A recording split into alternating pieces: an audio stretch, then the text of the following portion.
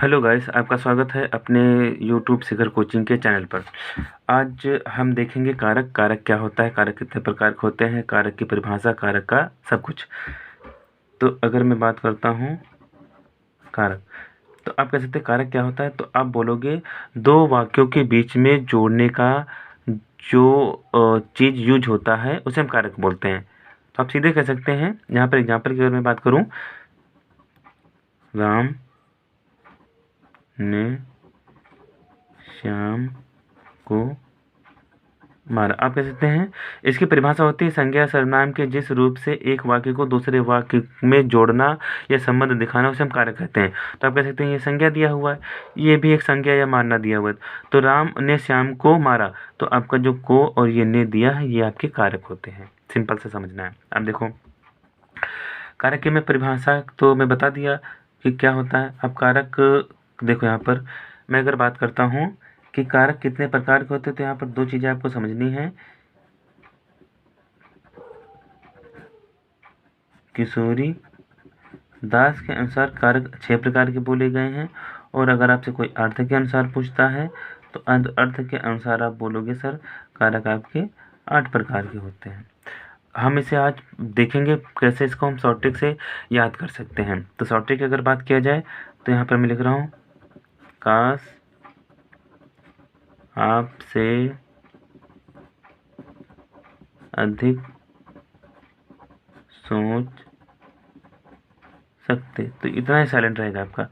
1 2 3 4 5 6। देखो ये जो कारक आपका दिया है इसमें 3 चीज़ें होती हैं।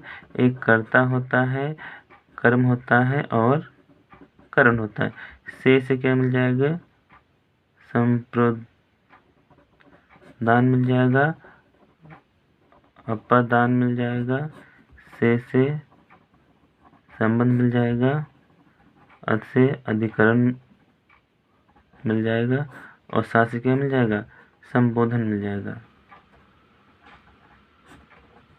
अब देखो इसे हम शॉर्ट ट्रिक से याद कर सकते, काश आपसे अधिक सोच सकते। तो ये जो का आपका दिया इसमें 3 है, कर्ता कर्म करण, और सा से संप्रदान मिल जाएगा, आ से अपादान मिल जाएगा, से संबंध मिल जाएगा, अधिकरण से अधिकरण मिल जाएगा, सो से संबोधन मिल जाएगा। इसमें एक चीज़ यहाँ पर और समझ लो, समास में आपके जो कारक होते हैं वो 6 होते हैं। 6 कौन से होते हैं, देखो पहले वाले को डिलीट कर दो, लास्ट वाले को डिलीट कर दो, जो बीच के आपके 6 कारक बचते हैं ये आपके संप्रदान में यूज होते हैं। मैंने यहाँ पे बता दिया, आप याद रखना। अब देखो अगर देखा जाए, आप लोगों ने सारे बच्चों ने इसको रट्टा मारा होगा, कर्ता ने कर्म को करण से या द्वारा, आप लोगों ने रट्टा मारा होगा इसका। और संप्रदान को के लिए फिर आ जाएगा क्या, अपादान से, या आप कह सकते हैं अलग या अलगाव का जिक्र करेगा। फिर आ जाएगा क्या, संबंध मिल जाएगा, की के री मेरा मेरी आदि मिल जाएगा। संबोधन के बच्चे क्या मिल जाएगा आपको, अधिकरण। अधिकरण में क्या होता है, में और पर होता है। लास्ट में क्या बचा, संबोधन में आपको होता है, इसमें पुकारने की बात करता है, हे आजी सुनते हो, ऐसे शब्द आपको मिलते हैं। अब देखो आपको मैं कई बार पढ़ा होगा, कैसे जैसे भी पढ़ा होगा, मैं अपने लॉजिक पे याद कराऊंगा, शायद आपको हमेशा याद हो जाए। तो यहाँ पर क्या है, कर्ता कर्म करण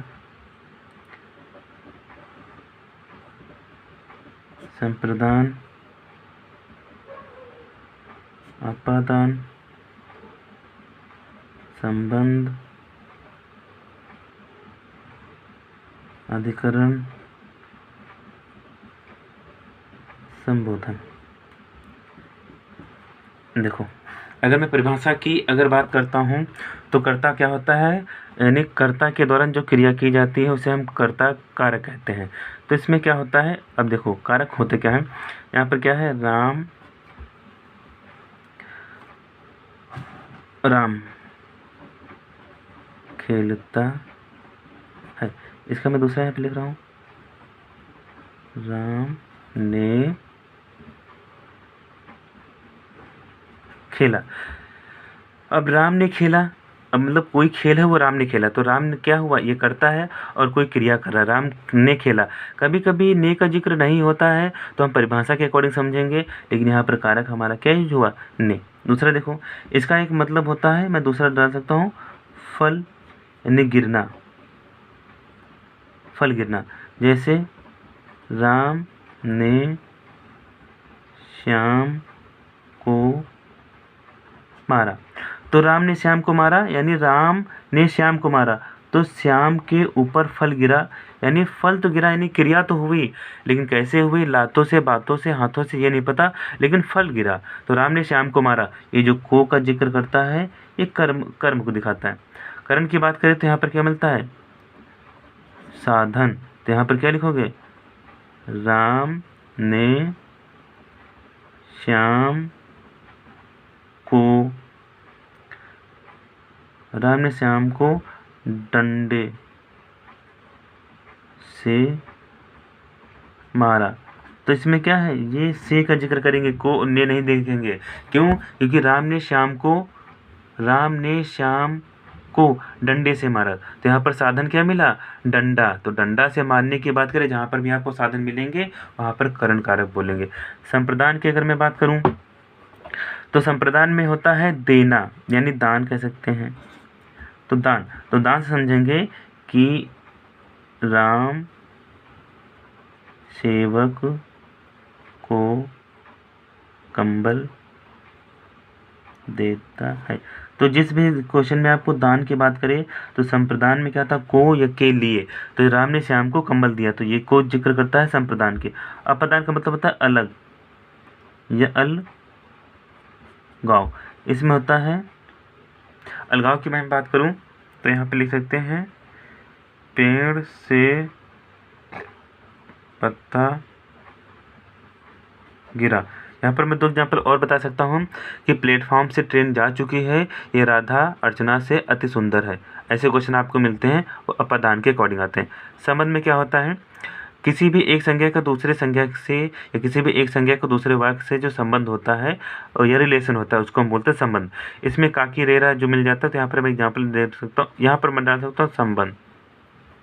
इसमें कह सकते हैं राम की किताब, तो ये जो किताब है किसकी, राम की, तो राम का किताब से क्या है, संबंध है। या मैं कह सकता हूँ राम का घर, ये जो घर है क्या, राम का है और राम से इसका संबंध है। अधिकरण की बात करें तो इसमें क्या मिलता है, में पर, में और पर। तो इसमें 2 शब्द मिल जाएंगे, में पर क्या दिया, तुम्हारे घर पर 4 आदमी थे। तो इस पैराग्राफ को क्या मिला, इसमें आपको मिलता है में या पर। संबोधन की बात यहाँ पुकारने की बात करता है, पुकारने की, किसी को बुलाने या पुकारने की बात करता है। इसमें बोला जाता है हे भगवान मेरी रक्षा करो। तो ऐसे आप कारक याद करेंगे तो आपको लॉजिक से याद हो जाएगा।